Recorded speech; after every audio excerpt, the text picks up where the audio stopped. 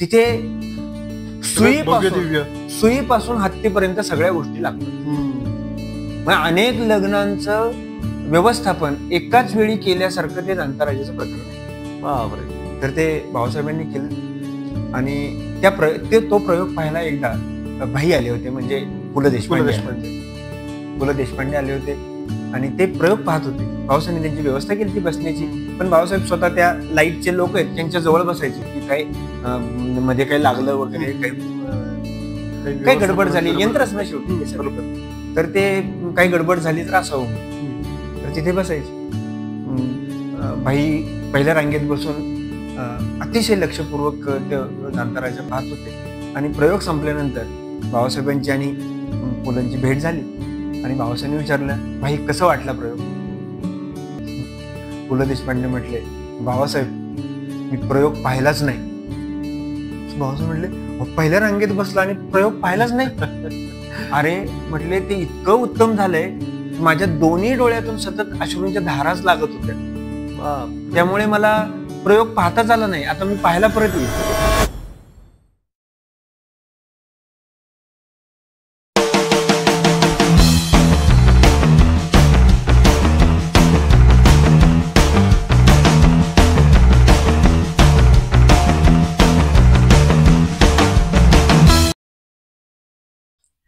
म्हणजे आता तुम्ही जो आता प्रवास सांगितलात, बाबासाहेब पुरंदरेंना तुम्ही प्रत्यक्ष भेटलात, प्राचार्य शिवाजीराव भोसले यांच्याशी तुमचा परिचय झाला आणि मग इतिहासावरती खरंच जे अभ्यासक म्हणून जे काम आहे ते पण तुम्ही तिथंच सुरू केलं, म्हणजे बाबासाहेबांच्या भेटीनंतर सुरू केलं की त्याच्या आधीपासूनच तुम्ही सुरू केलं होतं?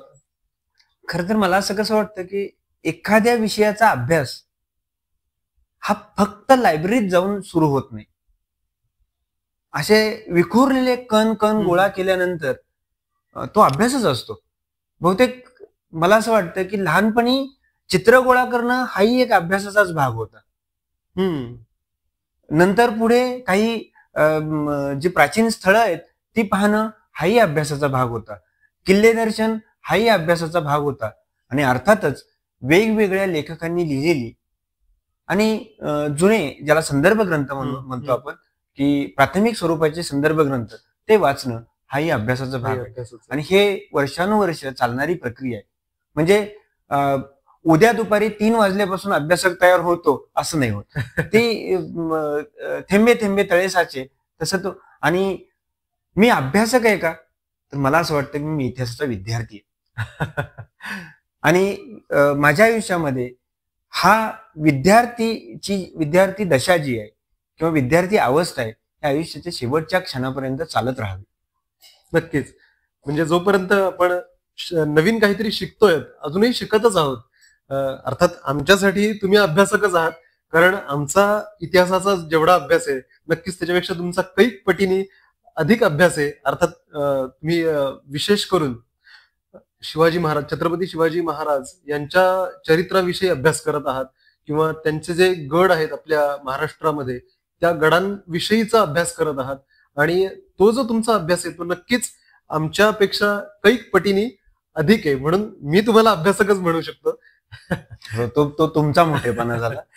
पण मला असं वाटतं की एखादा व्यक्ती क्षितिजाच्या दिशेने चालतोय किंवा धावतोय, तो धावत असला ना की त्याचं क्षितिज पुढे सरकतं. तो आणखी धावत गेला तर ते क्षितिज आणखी पुढे सरकतं. आणि मग त्या धावणाऱ्याला माहित असतं की अजून क्षितिज सापडलेलं नाही. ती अवस्था विद्यार्थ्याच्या बाबतीमध्ये असते. म्हणून त्याने तो विद्यार्थीच राहावं आणि निदान आपल्या मनात तरी ते विद्यार्थी अवस्था कायम जागृत ठेवावी पाहिजे. कारण कलाकार, विद्यार्थी आणि साधना करणारा साधक हे संतुष्ट झाले ना की पूर्णविराम मिळतो. म्हणून कलाकाराने, साधकाने आणि विद्यार्थ्याने हे अतृप्त असलं पाहिजे. आणि ही अतृप्तता ही त्याच्या ज्ञानामध्ये, त्याच्या साधनेमध्ये आणि त्याच्या एकूणच व्यक्तिमत्वामध्ये सतत भर घालत असते. वा, फारच मौलिक असा विचार तुम्ही या निमित्ताने इथं मांडलाय. खरं तर मला तुम्हाला याबद्दल विचारायचंय की बाबासाहेब पुरंदरे यांच्याशी तुमची भेट झाली आणि त्याच्यानंतर आता आपण सगळेच जण महाराष्ट्रातले या गोष्टीशी म्हणजे महाराष्ट्रातलेच नव्हे तर मला वाटतं की जगभरातले लोक या गोष्टीशी परिचित आहेत की बाबासाहेब पुरंदरेंनी जे जाणता राजा हे महानाट्य उभं केलं होतं. तर त्याबद्दल तुमच्या काही आठवणी आहेत का आणि तुमचा त्यात कसा सहभाग होता याबद्दल जाणून घ्यायला नक्कीच आवडेल आम्हाला. आपल्या या सगळ्या मुलाखतीची मर्यादा म्हणून आपल्याला जेवढ्या गोष्टी सांगता येतील ना तेवढ्याच आपण आता घेतोय. पण इतक्या आठवणी आहेत. म्हणजे शेवटी काय होतं की समुद्रातली ओंजळभर पाणी काढून घेतलं तर आपली तृप्ती होते. पण समुद्र संपला किंवा समुद्र समजला असं नाही होत. तसं ही मोठी व्यक्तिमत्व म्हणजे तशी असतात. बाबासाहेबांच्या बाबतीत जर बोलायचं म्हटलं ना तर मी हे एक सांगेन की ही जी मोठी व्यक्तिमत्व असतात त्यांच्यावरती भेटलेले लोक, न भेटलेले लोक, परिचित असलेले लोक आणि अपरिचित असलेले लोक हे अप्रत्यक्षरित्या प्रेम करत असतात. पण मला परमेश्वराच्या कृपेने एक भाग्य लाभलं की या लोकांनी माझ्यावरती प्रेम केलं. त्यांच्यावरती प्रेम करणं हे स्वाभाविक आहे, पण त्यांची माया, त्यांचा जिव्हाळा, त्यांचा स्नेह आणि त्यांचा आशीर्वाद लाभणं ही कृपा माझ्यावरती झाली आणि तो त्यांच्या मनाचा मोठेपणा होता अर्थातच. पण बाबासाहेबांचं हे सगळं घडत असताना मी एकदा त्यांना प्रश्न विचारला होता आणि अर्थात ते अनेक प्रश्न असायचे, पण एक महत्वाचा प्रश्न या निमित्ताने सांगतो. राजा शिवछत्रपती मला आजही आवडता ग्रंथ म्हणून मी राजा शिवछत्रपतीकडे पाहतो. अर्थात आपली वेगळी भावना नसावी याबद्दल, नक्कीच नाही. आणि अनेक लोकांची म्हणजे छत्रपती शिवाजी महाराज हे 350 वर्षापूर्वी किंवा 400 वर्षापूर्वी होऊन गेले. 2030 मध्ये त्यांची 400वी जयंती येईल, म्हणजे 400 वर्ष होती. 400 वर्ष पण 400 वर्ष झाली तरी सुद्धा जे जनमानसांमध्ये पोहोचवण्याचं अत्यंत मौलिक काम हे बाबासाहेबांनी केलं. ते वेगवेगळ्या माध्यमातून केलं. त्यातलं पहिलं माध्यम होतं म्हणजे राजा शिवछत्रपती हा ग्रंथ. तो लिहून झाला आणि मी तो वाचला. एक दिवशी बाबासाहेबांना मी विचारलं की बाबासाहेब, हा राजा शिवछत्रपती ग्रंथ लिहिताना तुम्ही मुख्य संदर्भाचे, की ज्याला ऑथेंटिक संदर्भ म्हणतो आपण, मूळ संदर्भ म्हणतो, प्राथमिक आणि दुय्यम दर्जाची जी साधनं आहेत त्या साधनांच्या नोट्स किती काढल्या होत्या? कारण काय होतं की बाबासाहेबांनी हा राजा शिवछत्रपती इतका प्रवाही भाषेमध्ये आणि प्रभावी भाषेमध्ये लिहिलाय की लोकांना ती कादंबरी वाटायला लागते. ते चरित्र आहे, ते कादंबरी नाहीये. मग ह्या चरित्राकरता जे साधन ग्रंथ आहेत त्याच्या नोट्स आपण किती काढले? तर बाबासाहेब म्हटले, बाळा, असं अचूक आकडा सांगणं अवघड आहे, पण त्याची संख्या कमीत कमी 85 ते 86 हजार आहे. बापरे. छोटे छोटे नोट्स काढायचे असतात ते ग्रंथ वाचून, आणि त्या 85 ते 86 हजार बारकाईने अभ्यास केला. अनेक ग्रंथांचा धांडोळा घेतला, त्यातले मुद्दे बाजूला काढले. म्हणजे सोन्यापासून त्याचा धागा करावा आणि त्याची जर विणावी आणि सोन्याची जर असलेली पैठणी आपल्या हातात द्यावी, तसा तो ग्रंथ आपल्या हातात दिलेला आहे. आणि ते 85 ते 86 हजार ज्या नोट्स काढलेल्या आहेत ना, त्या इतिहासाचे ज्येष्ठ संशोधक आदरणीय गजाननराव भास्करराव मेहेंदळे ते एकदा भारत इतिहास संशोधक मंडळामध्ये अभ्यास करत असताना, वेगवेगळी दप्तरं काढत असताना त्यांना एक मोठे गठ्ठे सापडले आणि ते गठ्ठे बाबासाहेबांनी ज्या त्यांच्या स्वहस्ताक्षरात नोट्स काढल्या होत्या ना त्याचे होते. बापरे. म्हणजे आजही आपल्याला त्या 85 ते 86 हजार ज्या नोट्स काढल्यात त्या आपल्याला लिखितामध्ये ज्या अभ्यासाकरता काढले त्यानंतर गाठोडं बांधलं आणि ते भारत इतिहास संशोधक मंडळामध्ये ठेवून दिलेलं आहे ते. आणि हे आजही जर गेलं तर तुम्हाला ते पाहायला मिळेल. कोणी जर गेलं तर त्यांना पाहायला शोधावं लागेल अर्थातच. पण हे सगळं शोधत असताना आपले संशोधक मेहेंदळे सर त्यांना ते सापडलं आणि हे सापडल्यानंतर ते पटकन मंडळातून बाबासाहेबांच्या घरी आले आणि त्यांनी ही आनंदाची बातमी सांगितली, बाबासाहेब आपल्या त्या नोट्स सापडल्यात मला, त्या आहेत, व्यवस्थित आहेत. आणि म्हणजे लक्षात घ्या, 85 ते 86 हजार नोट्स काढल्यानंतर 1000 पानांचं चरित्र लिहिलं. कमाल आहे, कमाल. म्हणजे प्रत्येक मुद्द्याला आधार आहे. हो, संदर्भ आहे त्याला, साधार लिहिलंय ते, आधार आहे, कल्पनेचा विलास नाही येतो, ती चिमणी कावळ्याची गोष्ट गोष्ट नाही, नाहीये. ते छत्रपती शिवाजी महाराजांचं अस्सल महाराष्ट्र रसात लिहिलेलं चरित्र आहे. वाह. आणि ते बाबासाहेबांनी लिहिलं. पण शेवटी ह्या पुस्तकाच्या माध्यमातून जो प्रसार झाला, त्याला पुढचा टप्पा जो बाबासाहेबांनी दिला तो कलात्मकतेचा दिला, नाट्याचा दिला. नाट्याचा. कारण ही सगळी माध्यम आहेत. आपण 14 विद्या आणि 64 कला म्हणतो. त्या 64 कलांचा उपयोग हा आपल्या अभ्यासाकरता किंवा आपला विषय मांडण्याकरता खरं तर केला पाहिजे. आणि हा विचार बाबासाहेबांनी एक परदेशात गेलेला असताना एक महानाट्य बघितलं. अर्थात परदेशामध्ये सगळ्या गोष्टी काल्पनिकच उभ्या कराव्या लागतात. आपल्यासारखा हजारो वर्षांचा इतिहास त्यांना नाही. त्यांना कल्पनेमध्ये आपले हिरोज शोधावे लागतात, आपले नायक शोधावे लागतात. आपले इतिहासात जितके नायक आहेत ना, त्यांच्या प्रेरणा घेतले की वेगळी शोधण्याची गरजच नाही. आजच्या पिढीला म्हणजे मला पण त्यातून प्रेरणा घेता येईल. एक सांगू का, इतिहासाच्या मशालीमध्ये तुम्ही वर्तमानात वाटचाल करायची असते आणि त्या मशालीच्या उजेडामध्ये भविष्याच्या वाटा उजळलेल्या पाहायच्या असतात. हा इतिहासाचा उपयोग आहे. इतिहासाच्या मशालीचा हा उपयोग जर केला तर आपल्या भविष्याच्या वाटा उजळतील. बाबासाहेबांनी तो नेमका केला. आणि एक आपणही महानाट्य तयार करायचं. ते महानाट्य पाहतानाच त्यांच्या मनात विचार आला, भव्य दिव्य महानाट्य करायचं, मोठी स्वप्न पाहायची. हा त्यांचा नेहमीचाच तो एकतर मापदंडच तसा होता. छोटं पाहायचंच नाही, भव्य दिव्य पाहायचं. मग ते ह्या भव्य दिव्यतेमुळे बहुतेक त्या आपले आचार्य प्रल्हाद केशव अत्रे आहेत ना, त्यांनी ज्यावेळेस ते राजा शिवछत्रपती ग्रंथ वाचला त्यावेळेस राजा शिवछत्रपती आचार्य यात्रेमध्ये त्यावेळेचे अतिशय विद्वान महाराष्ट्रभर त्यांची कीर्ती. आणि अत्रे बोलले म्हणजे महाराष्ट्र बोलला आणि महाराष्ट्राने मान्यता दिली. अत्रेंनी राजा शिवछत्रपती या ग्रंथावरती 2 अग्रलेख लिहिले मराठामध्ये त्या काळामध्ये. आणि त्यांनी पुढे हेही लिहिलं की ते शिवशाहीर बळवंतराव मोरेश्वरराव तथा बाबासाहेब पुरंदरे यांनी हे शिवचरित्र अस्सल महाराष्ट्र रसात लिहिलेलं आहे. इथून पुढे 10,000 वर्षामध्ये आता कोणी शिवचरित्र लिहिण्याच्या भानगडीत पडू नये, इतकं ते उत्तम लिहिलेलं आहे. पण याच्यावरती बाबासाहेब थांबले नाहीत, संतुष्ट झाले नाहीत. तर आपल्याला ते महानाट्य करायचं आणि ते महानाट्य करण्यासाठी त्यांनी ते लिहायला घेतलं. आणि अर्थातच त्याची घटना खूप मोठी आहे, ते महानाट्य स्टेजवर येण्यापर्यंतची. कारण अनेक पायऱ्या चढत चढत चढत ते स्टेजवरती आलं. पण हे करत असताना त्या काळानुसार त्याचं रेकॉर्डिंग करणं, वेगवेगळे मॉप तयार, आता सारखं नव्हतं की कॉपी पेस्ट करता येत नव्हतं. एक केलेला ट्रॅक पुन्हा तयार करायचा असेल तर 8 तासाची एक शिफ्ट काम करावं लागलं. बापरे. त्यावेळेस तो दुसरा ट्रॅक तयार व्हायचा. आता ते सेकंदामध्ये होतं. पण तरी ते एकदा काय झालं की ते रेकॉर्डिंग करत असताना ते जे रेकॉर्डिस्ट होते उदय चित्रे म्हणून होते, ते रेकॉर्डिंग करायचे, ते साऊंड इंजिनियर होते. ते म्हणाले की आपल्याला गर्दी पाहिजे, तर त्या नाटकामध्ये ते गर्दीचा आवाज आला पाहिजे, पावलांचा आरडाओरडा ह्याच त्याच. भाऊसाहेब म्हणले किती लागतील?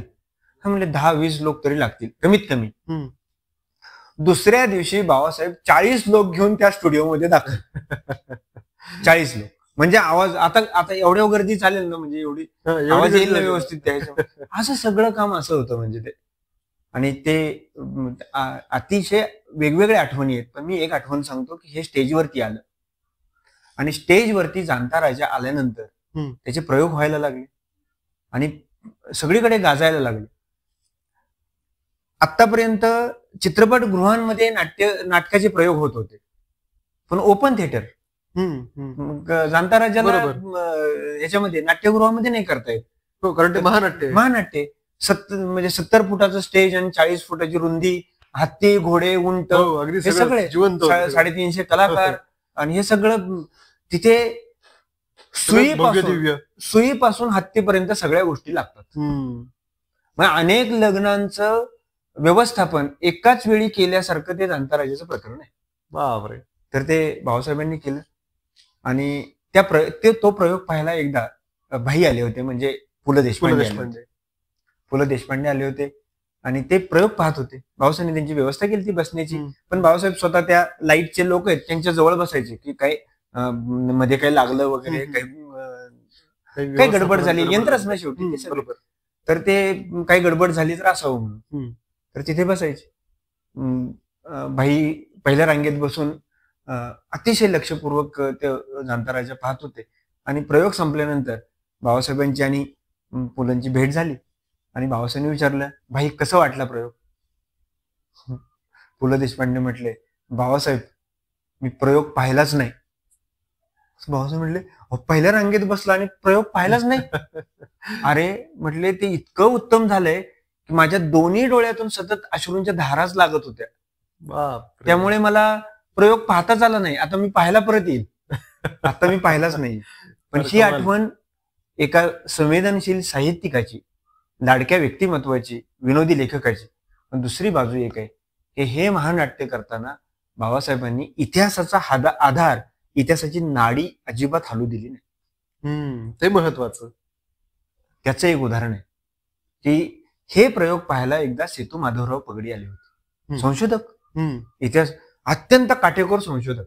आणि सेतू माधवराव पगडी ज्यावेळेस आले त्यावेळेस अर्थातच त्यांची पण आदरातिथ्य बाबासाहेबांनी केलं. त्यांना बसायला पहिल्या रांगेत बाबासाहेब स्वतः तिथे बसले. कारण अभ्यासकांची प्रतिक्रिया काय, संशोधकांची प्रतिक्रिया काय, हे बाबासाहेबांना ऐकायचं होतं, पाहायचं होतं. निरीक्षणही करतो ना आपण, शेजारी बसलेल्या व्यक्तीचं कसं वाटतंय त्यांना, नक्की आवडतंय किंवा. अर्थात कसं होतं की तुम्ही जर आत्ता मी जर तुम्हाला विचारलं मी बोलतोय ते कसं वाटतंय, तर तोंडावर तुम्हाला असं सांगावं लागणार आहे की नाही छान वाटतं.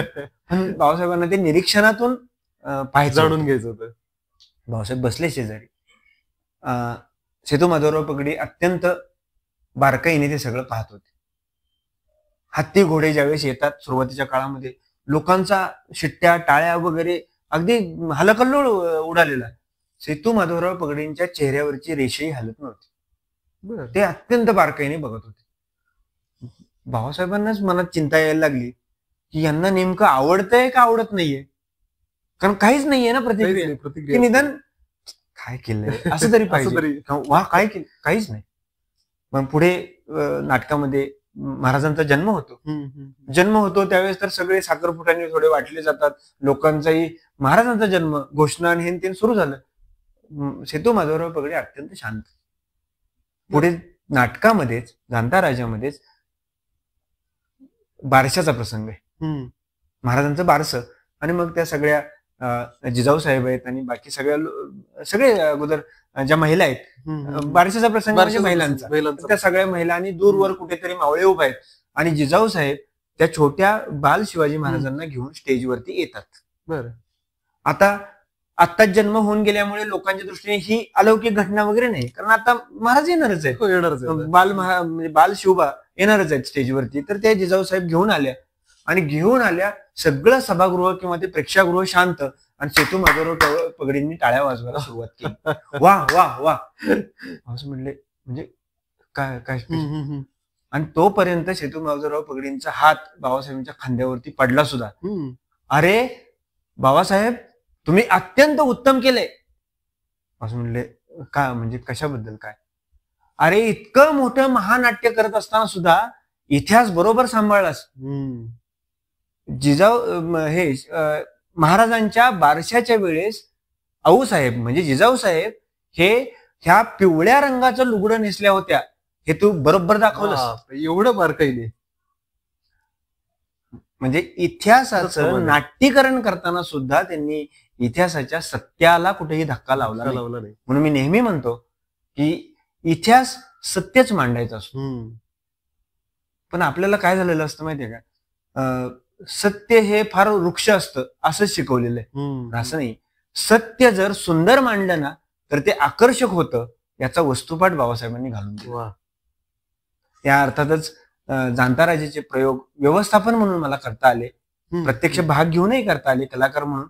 पण त्याच्याही पेक्षा मोठा भाग होता की हे जाणता एकदा बसल्या बसल्या बाबासाहेबांनी बोलून दाखवलं की याचे प्रयोग हे तुळजापूरच्या तुळजाभवानीसाठी झालेले नाहीत. खंत होती. अच्छा, हा, म्हणजे ते करता नव्हतं आलं. हा, करता आलं नव्हतं. अनेक कारणं होती ती काही, पण झाले नाही. आणि मग ते करायचं मी मनोमन ठरवलं.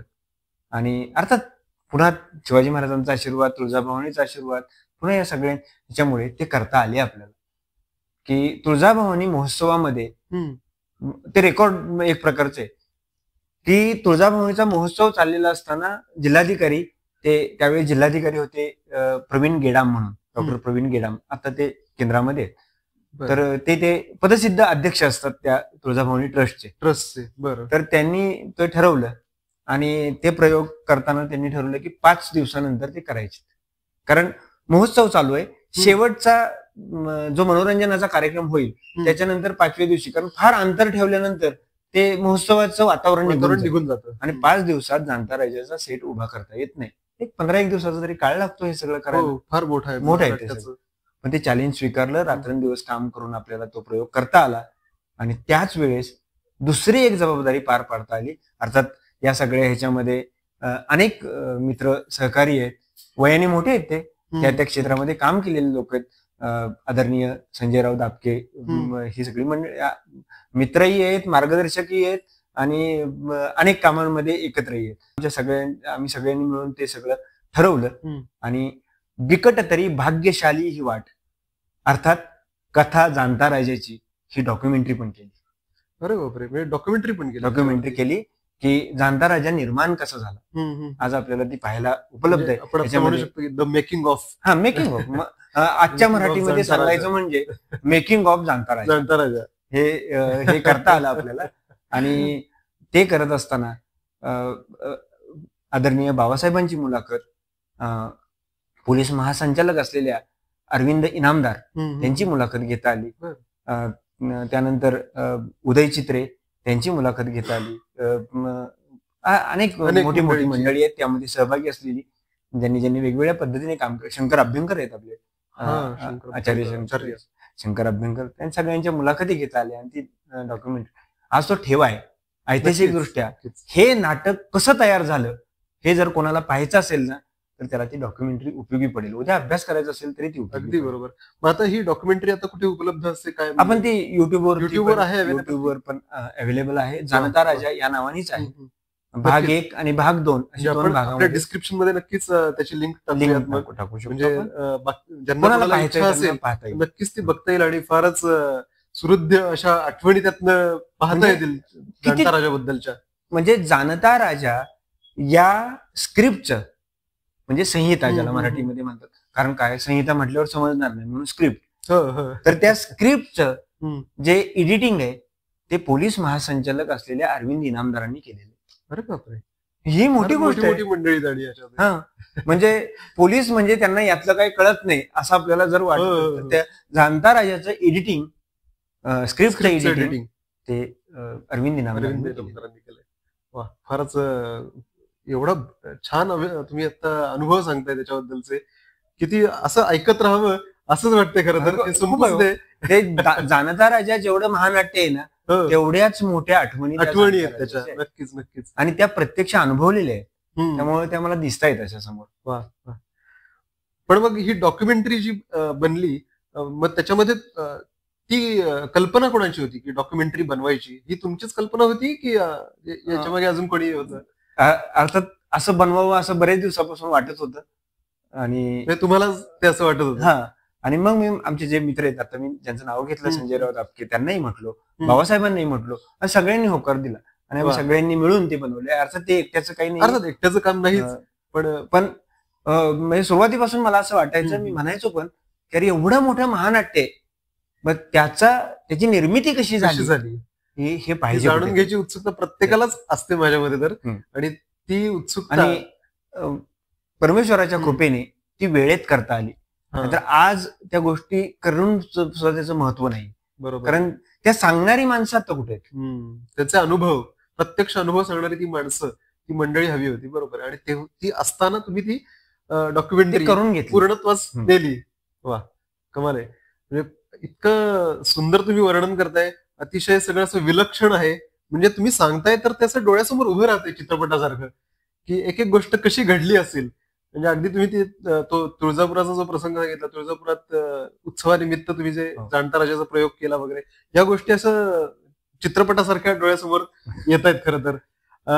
तर मग मला खरं तुम्हाला असा प्रश्न विचारायचा आहे की जाणता राजामध्ये तुम्ही काहीतरी भूमिका निभावली असेल. आता तुम्ही बोलता बोलता मग अशी म्हटलात की भूमिका निभावली. कोणती भूमिका निभावली तुम्ही त्याच्यामध्ये, काही म्हणजे त्याच्याबद्दलच्या आठवणी? आता अनेक भूमिका, म्हणजे अष्टप्रधानांपासून ते मावळ्यांपर्यंत अनेक भूमिकांमध्ये काम केलं.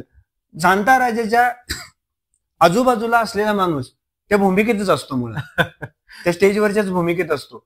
त्याला फक्त कपडे बदलली ना की तो त्यातला कलाकार होऊन जातो. आणि कपडे न बदलता तो कडेला कलाकारच असतो, पण त्याला स्टेजवर जाता येत नाही. नाहीतर तो कलाकारच असतो. इतकं ते सहज आहे. म्हणजे आता पुण्यामध्ये जर आपण हिंडलो ना तर प्रत्येक गल्लीत एक ना एक माणूस सापडेल की मी जाणता राजामध्ये काम केलंय. नक्कीच. म्हणजे तुम्ही जे आता आठवण सांगताय म्हणून मला देखील आता आठवलं. म्हणजे मी लहान असताना, म्हणजे साधारण एक 7 ते 8 वर्षाचा होतो, तेव्हा मी बालमावळ्याची भूमिका त्यात केली होती. मला आठवतंय. असं मी तर म्हणतो की जाणता राजा आता इतक्या वर्षांचं झालंय की जी मुलं बाल शिवरायांच्या बरोबर काम करत होती, त्यांची सवंगडी म्हणून, किंवा जे भुताटकीमध्ये काम करत होती ना, ते आता अष्टप्रधानांमध्ये काम करतात. एवढा प्रवास आहे तो.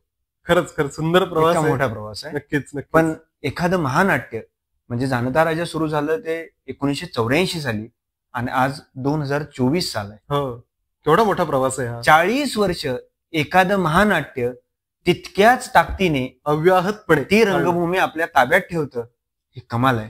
खरंच कमाल आहे. विलक्षण आहे सगळं. हे विश्व रेकॉर्ड म्हणावं लागेल एक प्रकारचं, की एकच महानाट्य इतक्या वर्ष चालतंय. लोक तेवढ्याच ताकदीनं, तितक्याच ताजेपणाने, हेही महत्वाचं आहे की प्रत्येक वेळी नवा अनुभव घेतात. सूर्योदयासारखा, की तो रोज दिसतोय सूर्योदय, पण तो नवीन वाटतो ना, रोज वेगळा वाटतो. तसं त्या जाणता राजाचं आहे. मी तुम्ही समजा 100 वेळा पाहिलं तर तो 101 वेळा असं वाटतं अरे पाहतच राहावं. ह्याचं त्याचं मोल वेगळं आहे. ते फारच, म्हणजे ह्या आठवणी म्हणजे तुमच्या निमित्ताने आता पुन्हा जागृत होत आहेत. कारण मी जाणता राजा नाटक लहान असताना पाहिलं देखील आहे आणि आता म्हणलं तसं मी छोटीशी भूमिका देखील केली आहे. त्याच्या जे काही रेकॉर्डिंग आहे ना, त्याच्या पण कितक्या गमती आहेत की एक गंमत सांगूनच टाकतो. की रेकॉर्डिंग चालू होतं आणि जे तुळजाभवानीच्या समोर किंवा देवीच्या समोर संत एकनाथ महाराज दार उघड बये, दार उघड असं म्हणतात. ते मागणं मागतात. तर ते रेकॉर्ड करायचं होतं. अच्छा. तर आता यासाठी आवाज कोणाचा घ्यायचा असं बाबासाहेबांच्या मनात होत. आणि मग बाबासाहेबांनी चित्तरंजन कोल्हटकरांना, मोठे कलाकार, मोठी हस्ती आहे ती, मोठे अभिनेते, त्यांना बोलवलं आणि त्यांना बोलवून स्टुडिओमध्ये नेलं. स्टुडिओमध्ये ते बाबासाहेब समजावून देत होते की हा जो पीस आहे, हा जो तुकडा आहे, तो अशा पद्धतीने आपल्याला म्हणायचा. बाबासाहेबांनी थोडंसं आपलं, जसं आपण पूर्वतयारी म्हणतो तसं ते समजावून दिलं. तर ते चित्तरंजन कोल्हटकर जे आहेत तेही अभिनेते, जाणते होते. ते बाबासाहेबांना म्हटले की तुम्ही हेच रेकॉर्डिंग रूम मध्ये जाऊन म्हणून दाखवा. मी इकडे हेडफोन लावून ते ऐकतो, म्हणजे मला मग पुढे करायला ते सोयीचं जाईल, सोपं जाईल. म्हणजे आपल्याला कसं हवंय तसं ते कळेल. मी काचेतून तुम्हाला पाहतो, ऐकतो पण, आणि मग मी नंतर रेकॉर्ड करतो. मग बाबासाहेब आतमध्ये गेले त्या रेकॉर्डिंगच्या रूम मध्ये आणि बाबासाहेबांनी तो पीस म्हणायला सुरुवात केली. हे चंडमंड मुंडासुर खंडिनी जगदंबे, आणि ते सगळं म्हटलं त्यांनी. त्या आवेशातच म्हटलं जसं पाहिजे त्या आवेशामध्ये. बरं. आणि इकडे गंमत काय केली ती माहितीये का, काचीच्या बाहेर त्या चित्तरंजन कोल्हटकरांनी रेकॉर्डिंग करणाऱ्या रेकॉर्डिस्टला सांगितलं होतं की बटन चालू ठेवा, ऑन ठेवा, रेकॉर्डिंग करून घ्या. आणि बाबासाहेब तिथे ते पलीकडे तो सगळा तो डायलॉग म्हटले, दार उघड बये, दार उघड, दार उघड बये, दार उघड, कंस रावण तूच मारिलेस. आणि सगळं आवेशात चाललेलं होतं. आणि इकडे रेकॉर्डिंग सुरू, आणि ते सगळं संपलं. आणि तो आतला हेडफोन काढून आणि ते सगळं बाबासाहेब काचीच्या दरवाज्यातून बाहेर आले आणि म्हटले असं करायचंय. अच्छा. हे म्हटले झालं, रेकॉर्डिंग झालं. आज तोच पीस वापरला जातो. आणि म्हणजे खुद्द शिवशाहीर बाबासाहेब पुरंदरे यांच्याच आवाजात ओरिजिनल पीस तो मिळाला आणि तो रेकॉर्डिंग झाला. आता म्हटले हे चित्तरंजन कोल्हटकर म्हणले आता नाही, हेच फायनल, फारच हेच विलक्षण आणखी- अनुभव. की अलौकिक म्हटलंय तुम्ही, आता नाही, दुसरं नाही. आता दुसरं नाही, याच्यासारखं पुन्हा होणे आणि नाही. म्हणणारही नाही कोणी, हो, अगदी. मला मला नाही जमणार, हे त्यांची भावना होती. वा, अर्थात वा. त्यातला तो विनय आहे, त्यांचा विनम्रता आहे. नक्कीच हे लोक मोठे आहेत मोठे त्यामुळे कलाकार मोठे आहेत की ते उत्तम याला उत्तमच उत्तमच म्हणतात. म्हणणार. दुसऱ्याच्या उत्तमतेला उत्तम म्हणणं हाही एक उत्तम गुण आहे, आणि तो या नक्कीच, मोठ्या नक्कीच. लोकांमध्ये नक्की असतो. फारच विलक्षण असा अनुभव तुम्ही सांगितला या निमित्ताने. तर आणि मग तुमचा हा जो प्रवास आहे, बाबासाहेब पुरंदरेंबरोबर तुम्ही स्वतः म्हणजे भेटलात, त्यांच्याबरोबर इतर काम देखील सुरू केलं, जाणता राजाच्या कामात देखील तुम्ही महत्वपूर्ण अशा भूमिका निभावल्यात.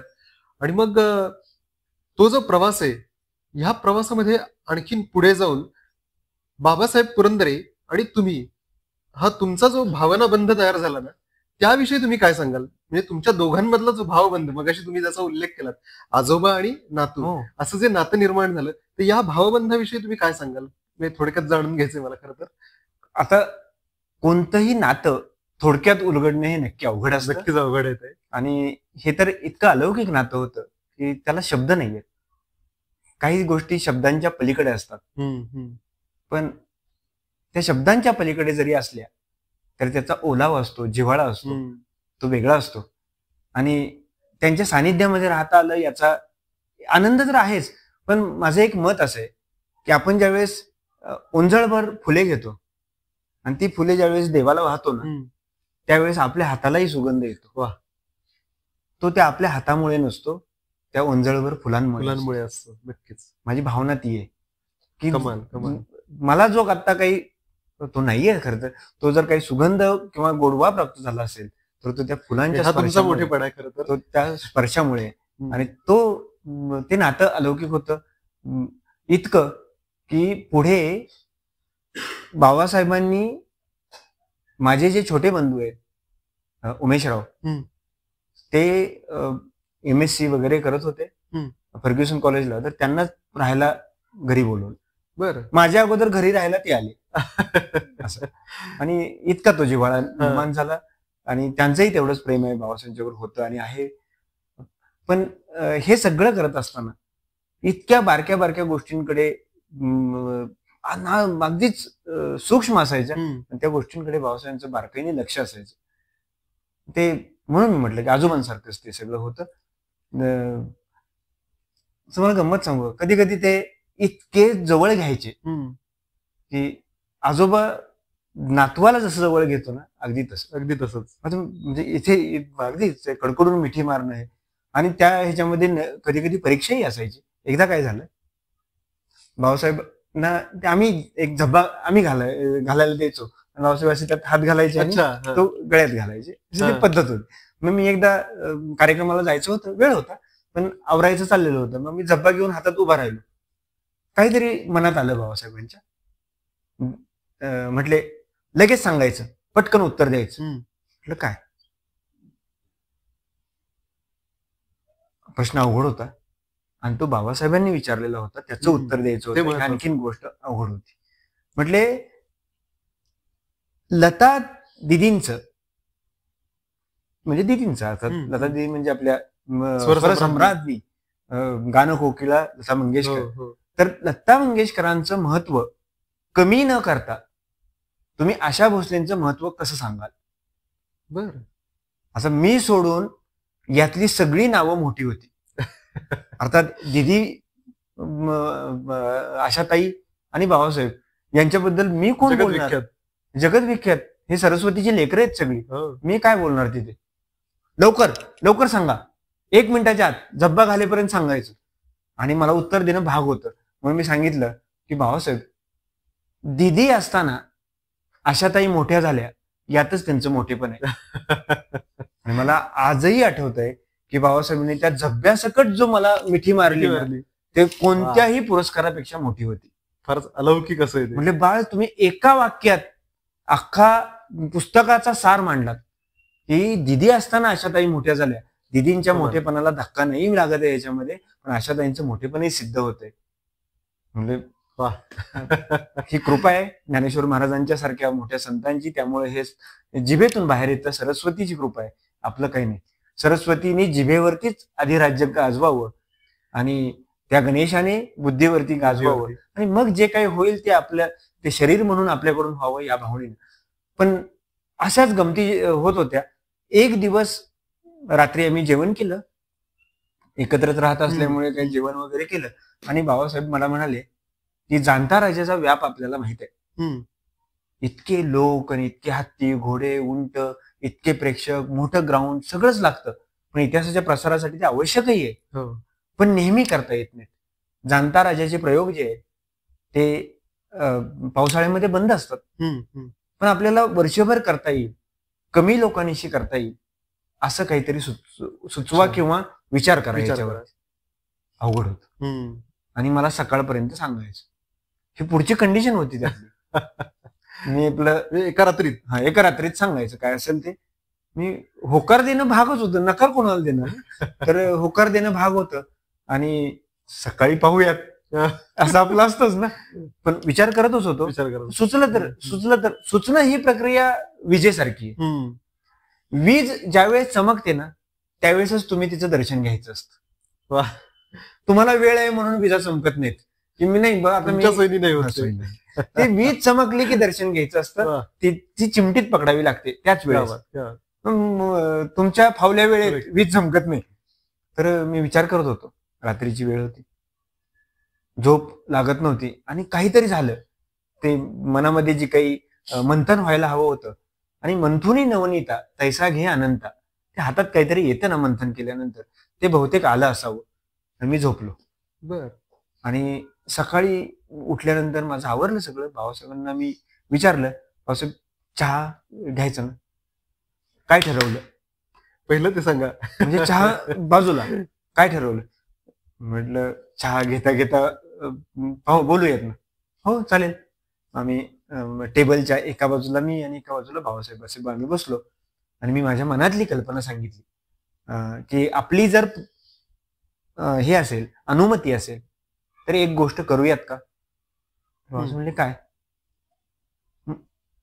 तुम्ही बोलण्याच्या अगोदर मी सांगतो. भाऊसाहेब म्हणाले की भाऊसाहेबांचं काय झालं होतं की वर्षानुवर्ष हजारो व्याख्यानं, म्हणजे 12 ते 14 हजार व्याख्यानं दिली त्यांनी. त्यामुळं घशाला जो स्वरयंत्र आहे त्याला चिर गेली होती. बापरे. आणि त्यामुळं सतत 2 तास बोलणं वगैरे ते शक्य नव्हतं. ही मर्यादा तुम्हाला माहित आहे, ती गृहीत धरून बोला. म्हटलं भाऊसाहेब मी विचार केलाय त्याचा. तर आपण म्हटलं भाऊसाहेब असं करायचं का की वेगळा प्रयोग, महाराष्ट्राच्या किंवा सांस्कृतिक रंगमंचावरचा एक वेगळा प्रयोग आपण करूया. म्हटले कोणता? जर आपली अनुमती असेल तर 2 पात्र असतील याच्यामध्ये. म्हटले 2च ना? म्हटलं हो. हा मग चालेल. म्हटले कोण कोण? म्हटलं अर्थात भाऊसाहेब पहिले आपण, आणि जर आपली अनुमती असेल तर मी. हो म्हटले मग तर काय अडचण नाही, घरगुती कार्यक्रम झाला हा सगळा. मग काय करायचं? तर मी म्हटलं की इनडोअर असेल, म्हणजे जे सभागृह असतात, रंगमंच असतात, त्याच्यामध्ये ते प्रयोग होतील. पाठीमागे नाट्यगृह म्हणजे असं, हा पाठीमागे सेट लागलेला असेल तर तोही मोठा असेल तर ते खाली नाही यायचं. त्या ठराविक स्टँडर्डच्या खाली नाही यायचं. म्हणजे दारिद्र्य रेषेत यायचं नाही. तिथून वर जे काय असेल ते तिथून वर, म्हणजे सांस्कृतिक दृष्ट्या दारिद्र्य रेषेच्या खाली नाही यायचं वर. म्हणजे हे काही कोणाची टोपी उडवणं नाही, सांस्कृतिक दृष्ट्या दारिद्र्य रेषेच्या खाली नाही यायचं. तर मोठा सेट असेल, दोन्ही बाजूला 2 पुरुष, मध्ये दरवाजा असेल, त्याच्या पुढे एक तंबू उभा असेल, एका बाजूला एक मंदिर असेल आणि त्या रंगमंचावरती 2 पात्र म्हणजे आपण असो. आणि अनस्क्रिप्टेड, स्क्रिप्ट नाही, त्याची चर्चा नाही, अगोदर काही डिस्कशन वगैरे असं काही नाही. पण रंगमंचावरती आपण द्विपात्री व्याख्यानात, म्हणजे थोडा अभिनव आणि नवीनच वेगळाच असा प्रयोग. फार छान कल्पना आहे की मग जो पण ही चॅलेंज माझ्या दृष्टीने होतं, अवघड होतं ते. म्हणजे त्या एखादा म्हणजे सूर्य त्या हनुमानाला पकडणं शक्य आहे हो, आपण कुठे. भाऊसाहेबांना ते शक्य होतं की भाऊसाहेबांना शक्य आहे ते सहज ते हे घ्यायचं, व्याख्यानाच्या स्वरूपामध्ये कोणताही विषय घेऊन बोलायचं. पण तो असा टेबल टेनिस सारखा तो सतत विषय घुमता राहायला पाहिजे, फिरता राहायला पाहिजे ना. तर ती चॅलेंज मला होतं, पण आम्ही ते करू शकलो. आणि त्या प्रयोगाचं नाव ठेवलं होतं आपण आकांक्षांपुरती जिथे गगन ठेंगणे. वा, सांस्कृतिक रंगमंचावरती द्विपात्री व्याख्यानाचा प्रयोग. वा, खूपच अभिनव आणि फार वेगळा असा याचे प्रयोगही झाले, होता. लोकांनी भरभरून प्रतिसाद दिला, इतका प्रतिसाद दिला की पहिल्याच प्रयोगाला हाऊसफुल. आणि तरीही जे आपलं तिकीट विक्रीचं केंद्र असतं ना, तिथे रांगा, आणि लोकांचं म्हणणं होतं पैसे घ्या पण आत सोडा. म्हणजे भांडण यासाठी होतं. बापरे. म्हणजे आम्ही खाली बसायला तयार आहे, पहिल्या रांगेचं तिकीट द्यायला तयार आहे, फक्त बघू द्या, ऐकायला आणि बघायला आत सोडा. हे यश परमेश्वराच्या कृपेने मिळालं. आणि मग त्या तंबूतून कधी बाबासाहेब एंट्री करायचे, मी सुरुवातीला जाऊन एकटाच बोलायचो. असं सगळं ते एकदम एखाद्या तापलेल्या तव्यावरती ज्वारीचे दाणे टाकावेत आणि ते फुलावेत ना, तसा हा प्रयोग फुलत गेला. कधी कधी एकदा तर असं झालं की कविभूषणाचा विषय निघाला, आणि विषय निघता निघता तो कुठपर्यंत गेला तर कविभूषण रायगडावरती आल्यानंतर ज्यावेळेस त्यांनी छत्रपती शिवाजी महाराजांना पाहिलं, त्यावेळेस त्याच्या तोंडून शब्द उमटले. असं मी म्हटलं आणि बाबासाहेबांनी सुरू केलं, इंद्रजिमी जृंभ पर बाडवसह आंब पर रावणसह दंभ पर रघुकुल राज आहे. वा, हे कडवं पहिलं बाबासाहेबांनी म्हटलं. त्यांचं पहिलं कडवं झालं की दुसरं कडवं मी म्हटलं. अच्छा. पवन बारी बाह पर शंभुरती नाह पर जो सहस बाह पर रामद्विज राज आहे. तिसऱ्या कडव्याची एक ओळ त्यांनी, एक ओळ मी म्हटली, आणि शेवटचं कडवं दोघांनी एकत्र म्हटलं. क्या बात. विलक्षण असा अनुभव त्यावेळेस प्रेक्षकांनाही आला असेल. मला आजही आठवतंय त्या भर रंगमंचावरती सगळं विसरून बाबासाहेबांनी दाद दिली, बाळ जमलं ना. आणि तो प्रयोग संपल्यानंतर, आणि अर्थातच आकांक्षांपुरती जिथे गगन ठेंगणी या ह्याचे वेगळ्या सांस्कृतिक प्रयोगाचे प्रयोग झाल्यानंतर लोक आम्हाला येऊन म्हणायचे, तुम्ही प्रॅक्टिस करून येते. म्हणजे इतकं सहज होतं ते. बापरे, फारच विलक्षण असा अनुभव सांगितला. म्हणजे तुमचं एक जे जवळचं नातं निर्माण झालं तर बाबासाहेब पुरंदरेंबरोबर, आणि प्रत्यक्ष तुम्ही त्यांच्यासोबत राहत होतात घरामध्ये त्यांच्याच, तर कमाल. म्हणजे त्या निमित्ताने ही एक आठवण समोर आली. ऐकताना म्हणजे खरं तर थांबू नये असंच वाटतंय. खूपच गोष्टी आहेत, सगळंच विलक्षण आहे. म्हणजे कोणी कल्पना नाही करू शकणार, इतकं वेगळं आणि विलक्षण आहे.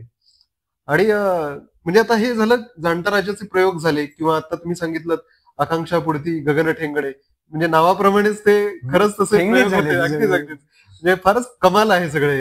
एवढंच आहे, काय म्हणणार अजून. फारच म्हणजे तुम्ही सांगतानाच इतके भारावलेले आता जाणवत आहे मला.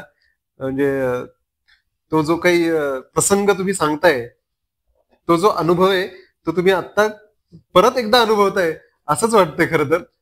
म्हणजे तुम्ही सांगता हे कथन करता काही गोष्टी कधीच शेळ्या होत नाहीत. फारच म्हणजे खूपच महत्वाचं बोलताय तुम्ही, की ही गोष्ट शेळी होण्यासारखी नाही, होत नाही. उलट जितकी जुनी होते ना, तितकी ती मुरलेल्या लोणच्यासारखी जास्त चविष्ट लागते. हे मी चव पुन्हा एकदा अनुभवतोय, पुन्हा एकदा चाकतोय. नक्कीच पुन्हा एकदा ते शहारे अंगावरती येत आहेत, आणि पुन्हा एकदा मी त्या आनंदामध्ये एक प्रकारे मी न्हावून की अरे तो गोप नाहीये, तो त्यांच्या कृपा छत्राछायेचा आशीर्वाद आहे. ती कृपा आहे, आणि ती कृपा आपल्याला लाभली. यापेक्षा काय मागायचं तरी काय असतं. परमेश्वराच्या चरणी जर मागायचंच असेल तर यापेक्षा कोणतं काय मागावं. नक्कीच. आपले अनुभव ऐकताना खरोखर थांबू नये असंच वाटतंय, पण वेळेची मर्यादा लक्षात घेता आता मला वाटतं की तुम्ही इतके सारे अनुभव आमच्या बरोबर आता इथे शेअर केलेत, मांडलेत, आणि व्यक्त झालात आपण स्वतः. तर खूपच विलक्षण असे हे सगळे अनुभव आहेत. हे ऐकत राहावे, जेवढे ऐकू तेवढे कमी वाटतायत, पण वेळेची मर्यादा लक्षात घेऊन आपण इथे थोडस मीच सांगतो आपल्याला की खरं तर हा आनंदाचा डोह आहे. नक्कीच त्याच्यावर उमटणारे हे आनंदाचे तरंग आहेत. आनंदाचे डोही आनंद तरंग. संत श्रेष्ठ तुकाराम महाराजांचे जे हे हा जो अभंग आहे ना, त्या अभंगातलं ही आनंदाचे डोही आनंद तरंग हे आपल्या आनंद यात्रा या आपण पर्यटनाची जी संस्था चालवतो त्या संस्थेचं ब्रीदवाक्य म्हणूनच आहे आनंदाचे डोही आनंद तरंग. हे आनंदाचे तरंग आनंदाच्या डोहामध्ये सगळ्यांच्या जीवनामध्ये खरं तर उमटत राहावं आणि त्याचे तरंग असे विस्तारत जावत आणि प्रत्येकाचे आयुष्य ही आनंद यात्रा व्हावी हे मागणं मी परमेश्वराच्या चरणी या निमित्ताने मागतो आणि थांबतो. खूप छान वाटलं तुम्ही या निमित्ताने आमच्या पॉडकास्ट मध्ये आलात, त्याबद्दल तुमचे खरोखर खूप खूप आभार. आणि तुम्ही आणि खरं तर आपण मला बोलवलं याचा आम्हाला आनंद आहे आणि मी कृतज्ञ आहे पुन्हा एकदा आपल्या सगळ्यांच्याच ठाई. धन्यवाद.